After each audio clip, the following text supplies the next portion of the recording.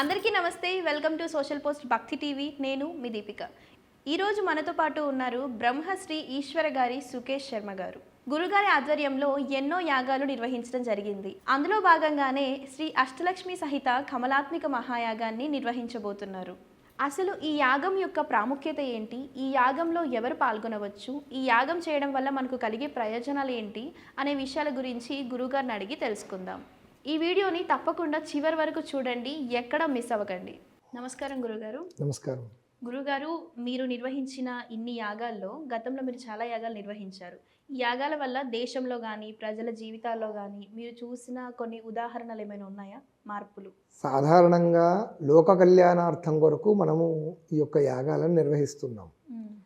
ఇందులో కొంతమంది ప్రత్యక్షంగా యాగంలో పాల్గొన్నాక వాళ్ళ జీవితంలో భగవంతుని యొక్క అనుగ్రహం మాకు లభించింది, భగవంతుడు అనేటటువంటి వాడు ప్రత్యక్షంగా ఉన్నాడు అన్నటువంటి అనుభవాలు ఎవరైనా మాకు ఫోన్ చేసినప్పుడు చాలా సంతోషంగా ఉంటుంది.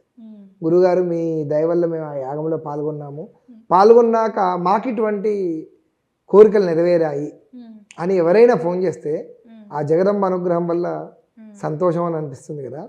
అయితే నా జీవితంలో ఒక 3 ప్రత్యక్ష ఉదాహరణలు జరిగినాయి. గతంలో పంచముఖ ఆంజనేయ స్వామి వారి యాగం చేయించామండి. ఆ పంచముఖ ఆంజనేయ స్వామి వారి యాగం నిర్వహిస్తున్నప్పుడు ఒక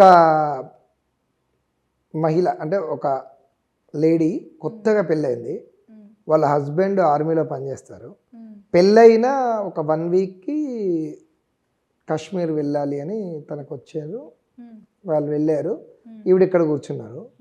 అక్కడికి వెళ్ళిన తర్వాత ఆ నైట్ డ్యూటీ చేసినప్పుడు ఆయనకు ఏం జరిగిందో సడన్గా సిక్ అయ్యారు. ఆయన ఒంట్లో బాగాలేదు ఆయనకు. అలాంటి పరిస్థితుల్లో వాళ్ళ భార్య ఇక్కడ అదే రోజు ఇక్కడ యాగంలో పాల్గొనడం జరిగింది, ఆంజనేయ స్వామి వారి యాగం. ఇక్కడ ఈ యాగంలో పాల్గొని ఆవిడ బాధపడింది. కొత్తగా పెళ్ళయింది, మా వారు అక్కడికి వెళ్ళాక నన్ను చూడాలను, హోమ్ సిక్కో రకరకాలు. ఆయన కొంచెం సిక్ అయ్యారు, ఒంట్లో బాగుండట్లేదు, అందుకే ఆయన ఆరోగ్యం గురించి నేను ఇక్కడికి వచ్చి కూర్చున్నాను. అయితే ఎందుకు అమ్మా అంటే, అంతకుముందు వాళ్ళకు జరిగే ట్రైనింగ్లోనో దాంట్లోనో ఒక బుల్లెట్ మిస్ఫైర్ అయ్యి ఆయనకు లెఫ్ట్ సైడ్ షోల్డర్ ఏదైతే ఉందో ఈ షోల్డర్ దగ్గర మిస్ఫైర్ అయింది. దానికి సంబంధించిన సర్జరీ ఏదో జరిగింది. అయితే ఆయనకు బ్రీతింగ్ ప్రాబ్లం ఉంది దానివల్ల.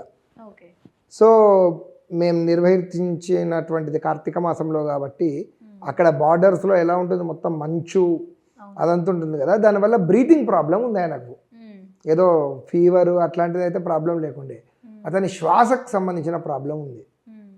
అలాంటి సందర్భంలో అంట ఈ యాగంలో వాళ్ళు పాల్గొన్న తర్వాత ఎక్కడి నుంచో ఏంటో ఈ యాగం అయిపోయినటువంటి ఒక 3 రోజుల్లో ఒక కోతి వచ్చి ఆయన ఛాతి మీద కూర్చొని వెళ్ళిపోయిందంట.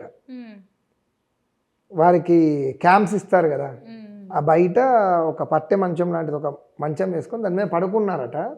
అంత రాత్రి అంత చలిలో ఎక్కడి నుంచో ఒక తెల్లని కోతి వచ్చి ఆయన ఛాతి మీద కూర్చొని ఒక 2-3 నిమిషాలు కూర్చొని వెళ్ళిపోయింది అనేటటువంటి ఆయన అనుభవాన్ని తన భార్యకు చెప్పుకోవడము, ఆవిడ నా దగ్గరకు వచ్చి చెప్పుకోవడం జరిగింది. అప్పటి నుంచి ఇప్పటి వరకు ఆయనకు బ్రీతింగ్ ప్రాబ్లం అనేది సెట్ అయిపోయిందంట. ఇది ఆ పంచముఖ ఆంజనేయ స్వామి వారి యొక్క అనుగ్రహమే అనుకున్నాను నేను. ఇట్లాంటివి జీవితంలో చాలా జరిగాయి. కాకపోతే ఇది నేను చేసినటువంటి యాగ ఫలితమో లేదా నా యొక్క గొప్పతనమో అస్సలు కాదు.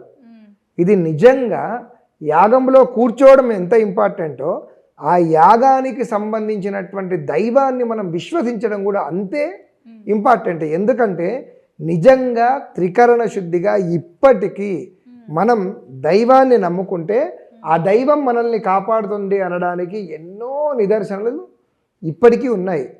ఎగ్జాంపుల్స్ చెప్పాలి అంటే చాలా ఉన్నాయి, కానీ అవసరం లేదు, ఈ ఒక్క ఎగ్జాంపుల్ చాలు సాక్షాత్తు ఆంజనేయ స్వామి వారు అతనిని కాపాడాడు అనడానికి.